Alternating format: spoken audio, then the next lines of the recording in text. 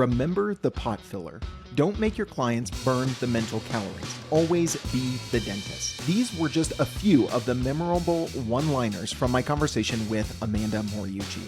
She's the CEO of AppIt Ventures, a custom software development agency based right here in my neck of the woods in Denver, Colorado. When I first met Amanda in December of 2022, she was one of the many agency owners we spoke with here at teamwork.com that encouraged us to launch this very podcast. She saw the opportunity for us to share these stories of agency leaders, help you know that you're not alone, and give you a place every week to get encouragement and advice for the road ahead.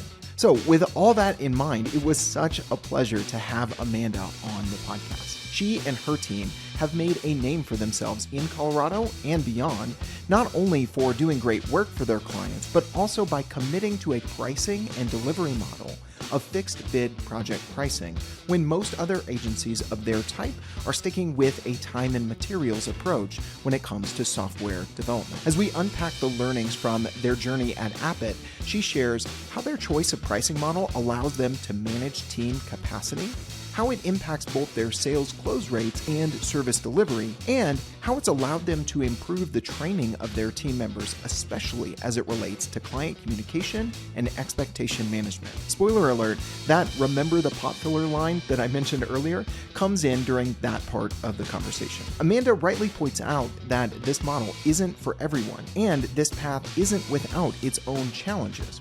But success as an agency owner is often about picking the challenges you want to face ahead of time, going in eyes wide open and accepting your specific challenges by choice. As we kicked off the conversation, she drove home this very point with an illustration from her life as a mother that I thought was too good not to share. You know, I love to talk about my kids. They're the light of my life. And I have a 4-year-old. His name is Bennett. This summer I was teaching him how to ride a pedal bike. And it's so funny because we kind of take for granted how easy it is to ride a bike, that you forget that it was pretty much impossible when you first started out. And that's what happened with Bennett. And so, this summer we were trying to ride up and down the sidewalk, and Bennett unfortunately inherited this negative trait that I have, which is he expects to be perfect the first time he does something and doesn't have a lot of patience for early failure. And so we were kind of struggling with that going on when he was learning how to ride his bike. And I just stopped when we were in one of those moments, and I grabbed his handlebars. I made eye contact with him, and I was like, "Listen, dude, it's supposed to be hard. This is hard work, and learning is hard work." And I apply that to my job and how I'm working with my clients and my teammates, that this promise that life is easy, especially agency life. Agency life is not easy. It's meant to be difficult, and that's okay. And I think, placing that decision of where you're placing hard work. So if you do hard work early on, you can expect things to be easier later. If you take the easy route early on, you can expect things to be harder later on. And that was kind of the message that I was sharing with Bennett, and it absolutely applies in my day-to-day at Appit. Yeah, absolutely. It reminds me of that line of you have a choice of two types of pain, the pain of discipline or the pain of regret. And it goes in line with what you said there. So tell me a little bit, Amanda, about how that story really correlates to your decision that, you've mentioned even people close to you are like, Amanda, I think you're crazy. You guys do fixed bid projects as a custom app development shop versus time and materials. There's so many downsides to that. How does that story correlate to this decision? Because, like you said, we're always facing this decision, but something eventually or inevitably led you to the way that you guys structure things at Appit with your clients. Absolutely. So we like the fixed bid pricing model. And I think it's mostly because it's how I buy things, right? So initially I was like, okay, I would never purchase something, even if it was custom, unless I knew how much it was going to cost. And I thought to myself, okay, if we do fixed bid pricing, that puts quite a bit of pressure on my delivery team, and quite a bit of pressure on the just kind of the support staff within our organization to make sure we're delivering a quality product on time and under budget. Um, but yeah, it's hard work, but so is selling in a commoditized market when you don't have a differentiator on pricing. And so knowing my team, I knew that I could quickly scale on the hard work of delivering a quality product on time. And I had the assumption that I could scale more quickly handling that part of hard work versus scaling on the hard work of selling in a commoditized market where I'm not differentiated on a price. So that's why we made that decision, and kind of tying back to our earlier story is that in any place in agency life there will be hard work, and I think having the awareness of where your team can scale and thrive, pick that as the piece for the hard work, and then focus on that and differentiate elsewhere. Yeah. It reminds me of another saying my wife and I have often said in parenting is, pick your battles wisely. Is this a hill I want to die on, right? Do I want to die on this hill of them eating one more piece of broccoli or, getting to bed on time? Yep. Which battle do I want to choose? So I think the Allen analogy is run deep, and we'll try not to go to that well too often as both parents and folks living our life in the business world at the same time. But Amanda, for folks listening to this, I think it would be helpful to hear a little bit about, choosing the path that you did. It has its unique challenges. We'll get to in a bit how you specifically overcome some of those. But before we do that, I'd love to hear what have been some of the good things that have come from this model, at least in your agency, from clients, from delivery, profitability, a churn perspective. What have been some of the highlights for you to say, hey, at least for us, we chose a challenging route, but we chose the right challenging route for us? Yeah, so one of my biggest stressors in this agency world is with time and materials or a retainer. Um, that project is open ended, right? So there's no real commitment from the client end nor from our end on when a project would end, which makes it for me very difficult to predict. Okay, when do I need to hire? How am I going to budget for that? How we hire takes a little bit more time, and so I want to know long in advance when I'm gonna need to grow my team so I can plan ahead. And that's been a huge benefit for us on the fixed bid side because when we're delivering a fixed bid project, we're also delivering a set schedule. And we say, okay, we're going to develop X, Y, and Z for this cost in this timeline. And I organize my team to hit that timeline. The nice thing is, I know long in advance when that team is going to open up so I can plan other incoming projects or staff accordingly. And that's been a huge perk on that side of things. And the downside, obviously, is that there's a ton of pressure for us to do the planning ahead of time. And sometimes we have to do that planning in the sales process, and we'll run the risk of wasting time if that customer ends up not moving ahead with us. However, I do believe that that's time that we would have spent anyways, especially if it was on a client on an open-ended agreement where we have no end in sight. I'm gonna be spending time one way or the other, and I feel most comfortable doing the planning ahead of time, so I know what to expect, with more scheduling. Similar to what we were talking about earlier, you're not avoiding a challenge. You're picking a different one based on what you want, Exactly. where you see your strengths or the strengths of your team. You're not necessarily just losing that time, but you are shifting it. I'd imagine, though, that maybe talking to other agency owners in a similar space, you guys might have a slightly higher close rate because of that additional time. So shifting it into the sales process, again, isn't necessarily just a net loss. Is that fair to say? Is that a safe assumption, or am I off there? I think so, although I was chatting with a marketing consultant a couple of weeks ago and got the feedback that because we are so general, right? Anybody in an agency can really do pretty much anything a customer would want. Well, I can do anything isn't a pitch, right? It's too general.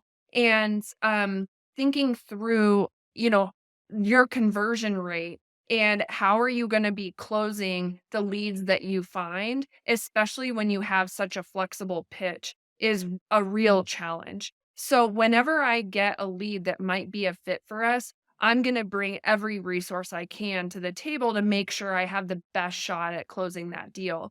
And I would say, we have healthy conversion rates. They ebb and flow with the marketplace, obviously. But I think more than anything, Logan, it's the being able to predict ahead of time. Like, I will spend that time ahead of time to have a good sense if a project is moving forward or not. I would say planning on staffing is probably one of the bigger challenges in an agency to make sure that you're placing the right expertise with the project needs at the right time. I mean, that's a lot of juggling going on. Yeah, it definitely is. We sent a large team from teamwork.com just a few weeks back out to Boston for inbound, and we were talking to agencies within that ecosystem. And one of the things our agency customers say all the time is they love, our capacity management and our resource planning capabilities, those Mhm. sorts of things. Internally, what they want more of is how do I have that more from a looking forward perspective, right? Shifting those around internally, and so that's something that we're actively looking at. How do we solve for? So I just want to bring that up, not as a direct shout out to teamwork and what we're doing here, but to echo that what you're saying there, you're definitely not alone in, and we're trying to find ways to address that for folks in the community as well. Well, and absolutely, and this is, by the way, why we love teamwork, and the capacity planning is one of the hardest pieces of our job, and we are constantly looking ahead. In fact, my team teases me. I'm always living like 1 to 2 quarters in the future, but I do that because you want to plan not only on sales, but making sure you have the team in place to serve whatever customer needs come up, because they are varied. And that's been for me, planning ahead of time on the sales side. What do we need? How can we accomplish this goal? How many people? How long is it going to take? I cannot imagine doing that in an open-ended T&M engagement. Granted, I get paid for every hour in, every hour paid. However, moving everything around and planning for a bench, that stresses me out. And so, the theme I think of this conversation is choosing where you wanna stress out, because there is no silver bullet in the agency world. And I also laugh a little bit to myself when you get, like, the advisor or the consultant that says, "Well, you just need to do this." And it maybe, but the just doing this is feels like whack-a-mole sometimes. It'll always bring up some other challenges that you have to address. Yes, just do that in terms of, well, that's all I can do, or just do that and it'll solve everything. Those are 2 different things. So, sometimes we say that in laden in that we have both of those meanings, which you're definitely right to call out one of those. Well, Amanda, you guys have been down this route for several years now, so I imagine there have been some things that you guys have shifted, even though you've been still committed to this fixed bid project pricing model and delivery system. Is there anything that has evolved, changed, or things that you might do differently, looking back now that you have a little bit of hindsight? They say hindsight's 2020. Maybe it's still not even perfectly 2020, but it's a little clearer sometimes. Yeah, so one thing did happen, Logan, a couple of years ago. So historically, what we used to do is we would do what we called an initial engagement, where we would just do the full designs and technical requirements. So we would design everything out, gather all the requirements, document that, and then give a detailed estimate for the actual project. And I got burned so badly one time. We had a huge project, and we took, I wanna say it was 16 weeks or so 4 months, in design and requirements gathering, and I realized that because we weren't delivering a functioning app within that timeline, um, you know, now I think being in a more mature business owner, I understand that a business quarter may as well be a lifetime, and so we lost momentum with that client because they were like, "This is taking too long, this is really expensive, if development's gonna be like this, we may as well just stick with an off-the-shelf solution," which is a perfectly reasonable business case to not go custom, but I lost the momentum and the commitment, and so we decided to actually take on more risk and do fixed bid. We provide a fixed bid estimate in the sales process, and we go straight into designs and requirements and into the full project. And that, even though taking on more risk on the sales side, it has certainly allowed us to win more projects because we keep the momentum moving forward. And that's been probably the biggest tweak that we made. But it's also why we became even more dependent on teamwork as a tool because we got even deeper into tracking the tasks that we do, the time that it takes, where we went wrong, where we were missing. And it's really helped us level up our estimation over time. Oh, I love to hear that, especially the use of teamwork within the agency. And it you keyed on an important word there, Amanda, and risk. Thinking about different pricing models, it's not always one is better than the other. We've talked about you pick your challenges, you choose your battles, right? We did a great webinar with a few speakers, one of them, Marcel Petipa at Parakeeto, and he was talking about this framework and looking at, do you want to assume more risk in your pricing model or less? And then that impacts how you track time, how you talk with Mhm. clients, how you operationalize those things. We actually called that webinar the value-based pricing myth. That everyone's been in love with only a certain type of pricing model for a bit. But to your point, there's no silver bullet. We'll link to that one in the description if you want to go further, talking about kind of the spectrum of risk when it comes to your pricing model. Well, Amanda, we've talked a little bit about the challenges to this, and I'm curious. Last time myself, Peter, Bo, a few of the other Teamwork.com members got the chance to meet you and some of your operations folks within the agency at your office in Denver.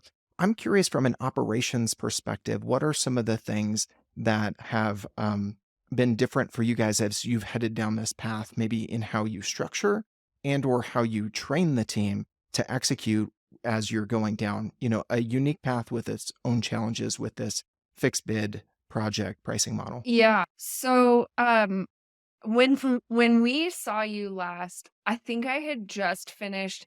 I don't know why I did this, but my husband and I went through a remodel of our home, like, right after COVID. I don't know why. Felt like that would be a good time to pick that up, but we did.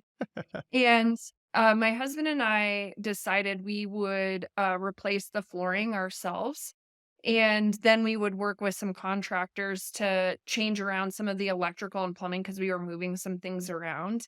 And we're, inexperienced DIYers at best, right? And, when the contractor came in, we had already finished on the flooring, and I really wanted a pot filler, behind the stove. No good reason. A pot filler is just a faucet that's behind the stove. No good reason to have one of those other than I saw it on Pinterest and I thought it was cute and wanted that, right? Fair And enough. so when the contractor came in and I said, "Hey, I want this pot filler. Can you just throw it in there?" He said no, and I was mad because I wanted my pot filler. And then he explained the nuance of why adding a pot filler was either impossible or very expensive. And it basically came down to because the stove is on an exterior wall, he had to bring the plumbing up from underneath the floor, and it would have required him to tear up the beautiful floor that my husband and I had just laid down. And when he finally explained all of the reasons why this was such a complex thing, I understood and was grateful rather than just my initial reaction of being angry that he said no. And that has become an internal to AppIt kind of a thing that we talk about, which is remember the pot filler. And the concept is a lot of our customers think that something is simple, and usually simple is not easy. Those are two different words. And we train our team to explain the why behind the what. And so it's okay to say no, or it's okay to say something's going to be very expensive, or it's okay to say something's a change order, as long as you explain to your customer why, because building custom, most often your clients are inexperienced, or they certainly don't have the level of experience that you have being in an agency. And so, we've really discovered that taking the time to explain the why behind the what not only improves our customer experience, but helps de risk the project on both sides. And de risking for us means de risking for our client. And I think understanding that and taking ownership has been a key part of how we train our clients. So I know it seems simple, but it's not. It's not a small thing. It's not inconsequential, and that's a key part of our training. I love that. Remember the pot filler might just be the title of this episode when it's all said and done. That's fantastic. And I think it does illuminate something that is common in agency life. The nuance is always around the people, both internally and with the clients that you're working with.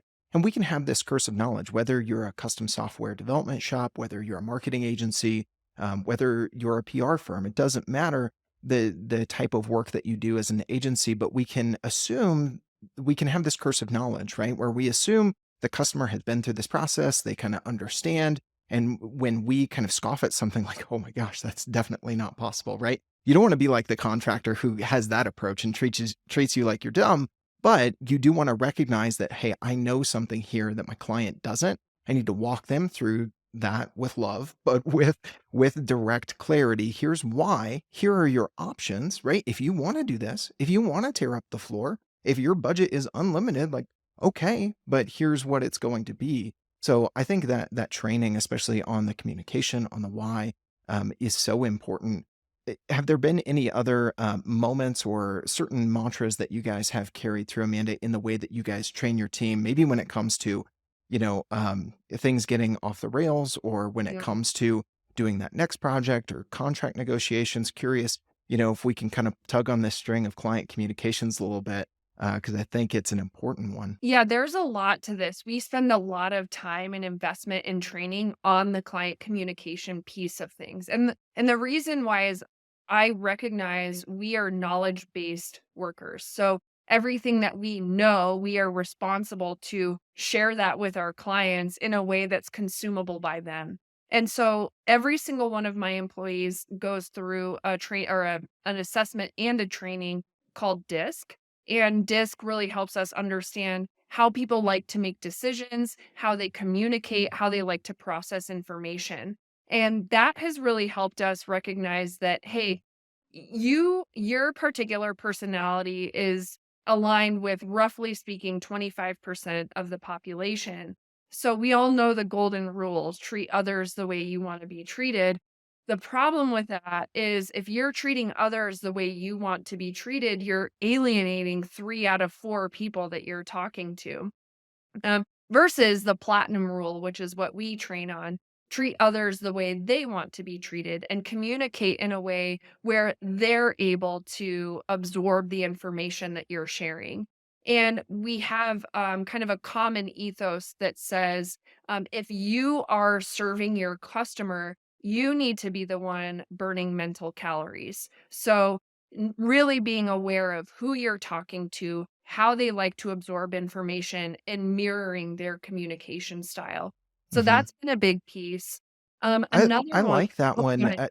Yeah. Sorry to cut you off there, Amanda, but I think that we could maybe illustrate that a little bit. You've been so full of one-liners today. It's fantastic. You should be the one burning mental calories. Is there a time recently where, kind of this would be you making them burn mental calories versus here's how you would burn the mental calories. Is there an example of that you might be able to call out? Yeah, so my VP of operations, she and I are exact opposites on the DISC quadrant. Which makes us we it makes us a very powerful pair because she prevents me from going too far off the rails, me vice versa. The difference in our personality is when I'm stressed out, I tend to externalize my stress. When she's stressed out, she tends to internalize her stress. And so for me, if I'm stressed out or if I'm tired, I need to be aware that with my VP of operations, I can't go to her and, you know, complain or I'm not a yeller usually at all, but I can't be like, "Oh my gosh, this thing is stressing me out so bad. Can you even believe it?" Because if I start talking like that, she'll feel that stress radiating off of me and she'll absorb it.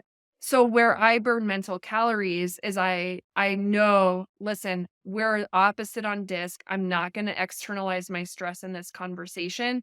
I'm going to calmly say, "Listen, I've had a rough day. This is stressing me out.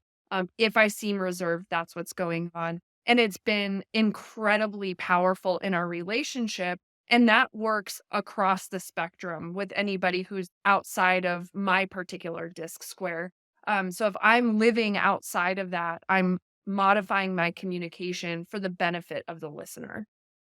That's a great example, and it just goes to show that what might be cathartic for you could be stressing for someone else, and you might not realize that. So I love that where the disc profile assessments and training have helped you guys as a team. Now, I stopped you earlier to continue to pull on that thread of burning mental calories, but I think there was another piece about training and client communication that maybe you were going to touch on in the same vein, Amanda. Yeah, so my last kind of big one-liner I wanted to share was always be the dentist. So I hate going to the dentist. I just don't like it. It's intimidating, it's scary. I don't like the sound. I don't like the scraping when they do that hook on your tooth. And so when this I picked up from some of my Sandler training in a prior life, but really as a dentist, they know what they're doing. They do this every single day. They kind of take for granted. I think they get in a routine that, first they come at you with that sandpaper toothpaste that they move around on your teeth, and then they scrape your teeth with that metal hook thing that's kind of scary looking. And if it hits a nerve, it can hurt really bad. And then they floss you, and then they rinse you, and then they send you out. And it can be kind of a white knuckle experience for the patient because it's not a pleasant experience. But if you have a dentist that comes in and says, "Hey, Amanda, thanks for coming in. I'm so glad you're here. This is what we're going to do today. First, I'm going to hit you with the sandpaper toothpaste. It's not going to be painful. It's just going to be loud and kind of uncomfortable. Then I'm going to come at you with a metal hook. It looks intimidating. If I hit a nerve, it might sting for a second, but you'll get over it pretty quickly. Then I'm gonna floss you and we'll send you on your way. You're gonna be in for about 30 minutes." And so if you had a dentist that did that, it lowers the pressure and the fear, right? So even when the bad thing happens, the hitting the nerve on your tooth, it seems to not hurt as bad because you were expecting it. And so that story I share with my team often because we take for granted how much we know, and we don't necessarily even consider sometimes that our customers may not have experienced this before, or that they're uncomfortable or they're unsure. So if we can remember the dentist and always tell our customers what's going to happen next, it just lowers the pressure a little bit and makes it a positive experience for both sides. Mhm. Yeah, be the right kind of dentist, not that first one that just walks up to you, doesn't say anything, comes at you. I love how you you phrased it that way. The other thing that I think is important for any sort of client work, especially within an agency, if we continue on this dentist analogy for just a second, you don't walk into the dentist, you might kind of tell them like, "Oh, I have some pain here," or kind of this, but you're not going to walk in and say, "Well, this needs a filling, this needs a crown, this is what you should do." You're going to come in and you're going to let them assess and make the recommendation. Hopefully, if they're good, they're going to approach with some bedside manner, for lack of a better term, as you just said. But I think that there's also something there for for those of us doing client work within agencies to learn from, because oftentimes we take this, hey, if we do try and help our clients through some of the things that are new, uncomfortable, we could almost just defer to them and try to make them so comfortable that we give up that authority. Is that a fair comparison too? Very much so. And I believe that if you're serving your customer, authority really doesn't have a benefit. I don't think on either side, right? I think being humble in asking a bunch of questions, gathering as much information from the customer as possible, and then sharing how you might solve that problem rather than dictating, well, it needs to be this way. I think that's been a big piece of how we've won with our clients over time. It's very much of a humble, what do you need? How can we serve you? This is how I might approach it. How do you think about that? And that's served us very well. Yeah, that's a really good point. You're bringing that expertise to bear, but in a very humble way. I saw this talk from Alex Hermosi recently, and he was talking about his approach to social media, and he was saying it's the difference between saying you should eat oatmeal for breakfast, and here are the 10 reasons why, to I've been eating oatmeal for breakfast, and here's 10 things that have benefited me. they might benefit you in how that lands. And I think there's a parallel for us to think about in communicating with clients along those lines where we can, as you said, approach it humbly, but with some expertise, with some experience that we can bring to bear. So I think that's really good.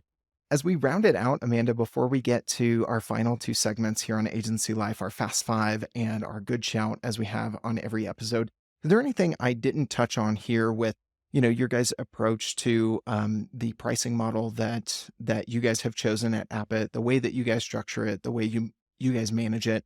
Anything else that you think would be a good lesson to pass on to other agency leaders who are listening to this? I don't think so, Logan. I think you pretty well captured it. I think just in summary, you're not going to escape the hard work, and that's okay. That's what makes this job so exhilarating and so worth it. And so really just deciding where you want to double down on the hard work and get after it. Yeah, I love it. It goes right back to that opening story that you told us, and I love that Bennett got a little time on the air here in the podcast. Well, with that, Amanda, let's jump into our Fast Five. It's been really fun to ask these questions, kind of compare and contrast the answers. A couple of weeks ago, we rounded up, the 20 different answers to these Fast Five for all the agencies we spoke to at Inbound. So excited to add your responses to this as we kind of do a little mini research within the podcast here, plus have some fun. You ready for it?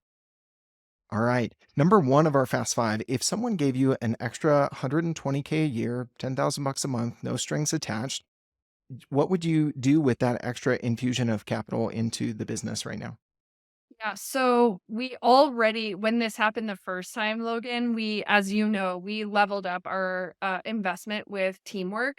And that was really to help us be organized around how we tackle our work, how we get our team situated, and that's really helped us a lot. So if that happened again, I think now that our team is running like a really well-oiled machine, I would invest a lot more of that into marketing. And I heard you mention Alex Hormozy. I think um his viewpoint on getting leads, so people who engage with you, spending money for those types of, conversations would probably be our next spend. Yeah, yeah. I read his first book. I have heard so many people talking about the latest one, and I even had friends being like, "You're not on the book launch right now? Like, what's wrong with you?" So good. It's so Uh, good. You're but he and valuable. Layla are definitely both really good follows. Yeah, And I yeah. think, man, it would be fantastic to have one of them on the show eventually. But I digress. All right, number two, Amanda, what are some of your all-time favorite books that have helped you as an agency owner and a business leader yourself? Yeah, so, the 5 AM club was a big one for me. Any business owner, I talk about that one quite often. Another one was, I just read recently, Think and Grow You. It's by, a guy named Chris Felton. Incredible read. $100 Million Leads by Alex Hormozy is a big one. And then I don't know if you can see in the background, I read Good to Great every year. It's kind of my, like, holiday tradition, oddly enough. So that's a big one. A holiday Those are kind of tradition right up there with the Christmas Story and everything it's else. so dorky, I can't help it. I love that. All right, Amanda, number three, what's one mistake you've made in running your agency that you're never gonna forget? Mm. So, early on, I thought I would just blow my agency growth out of the water in just a couple of years with no stress and effort, and that was a mistake that I'll always reflect on because I brought on undue stress and I think made some business decisions early on that I probably wouldn't have had I had the patience. Right? So I say often anything worth having is going to be hard work, but adding to that, anything worth having takes time. You can't build an oak tree in a year, and just respecting the time that it takes to build a healthy business. Yeah, absolutely. All right, number four in our Fast Five, Amanda, what do you think is the hardest part about agency life? I would say the hardest part is trying to plan ahead for the unexpected, right? So, planning ahead for an unexpected burst in new clients, or planning ahead for an unexpected shift in technology, or planning ahead for just unexpected shifts in the marketplace. Just planning for that. Yeah, absolutely. All right. The other side of the coin, we always like to end on a positive note. What do you think is the best part about agency life? You've touched on some of your favorite parts here, even through talking through picking your challenges and recognizing there's no silver bullet. But what would you say to number five Yeah. here, Amanda? Man, there's so many. I have to pick one. So, my favorite is just the blend of experiences we get with our clients. So, while the challenge of being able to do everything and that's not a pitch is it's very much a real thing. The perk to that is we get exposed to such a wide variety of clients and genuinely good, decent, hardworking people, and we get to apply tech to make their business run smoother or make them a little bit more successful. I think that is probably that'll be the highlight of my life, I think, is just all of these incredible clients we got a chance to meet and work with. Yeah, that has been something that's come up on this question here on the podcast multiple times that, agency life for all of its challenges, you do get exposed to not only lots of different people, but different industries, different types of work.